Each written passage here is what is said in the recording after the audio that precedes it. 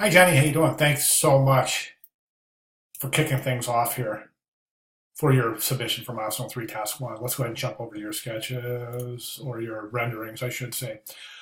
Really, really good job. I think that you've done a fantastic job here. I think that the letter forms are complete, most definitely, and you're showing the repetition of the common elements. So that's really fantastic. I think at this point you're showing an excellent understanding of the construction of typeface and how we use parts, common parts, to assemble new letters based on what we've already assembled in other letters previously designed. So let's go ahead and take a look. I think everything here looks great because I really only have two comments. Well, actually three.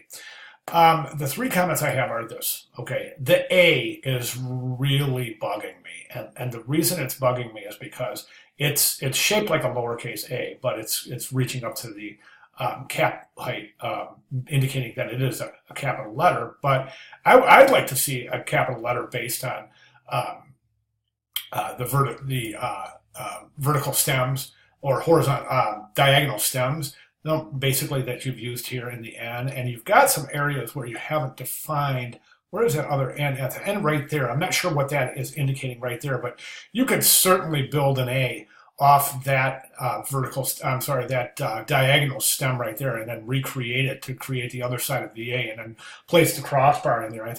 I really think it'll bring this home. I really do. I think that A is just, boy, it's the first thing I noticed when I opened the page. It really is.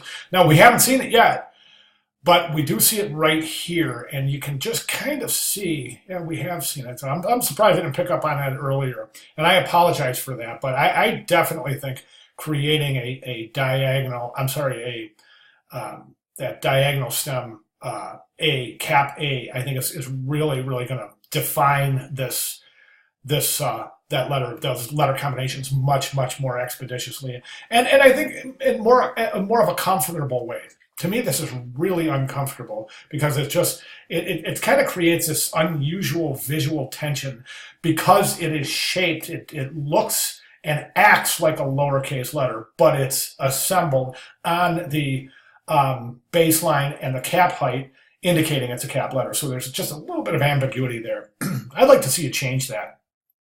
Unless you have a darn good reason for not changing it, go ahead and let me know if you do. The next thing is the U. This open counter of the U, the tops of the U are really, really close. I would recommend not bringing them that close because that could theoretically be mistaken for an O. And I would just open up that open counter right there of the U.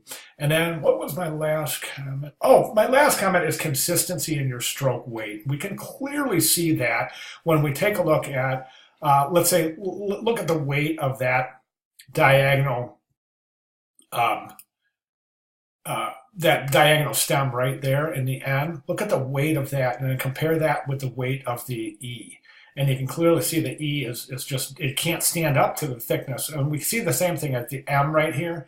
That E can't stand up to it, and we can kind of see it right here. The E is getting lost. Whoa, definitely right here is a great example. See how that E is kind of getting lost? The other thing I think that I'm seeing here is the fact that in your alphabet itself, we can see that E is really raised off the baseline, but here it's almost on the baseline. So a little bit of an inconsistency there. So make sure that you keep your alignments really consistent. Again, we can see the top of the E is reaching almost to the top of the cap height here, but here it's not even close. Do you see what I'm saying? So you really want to be consistent there. So those are my recommendations. The A, the open counter in the U, the stroke widths, and the assembly of consistency and the way that your letters sit on the baseline, or their relationship with the baseline as a guide. All right, fantastic work. If you have any questions, please let me know. Thank you.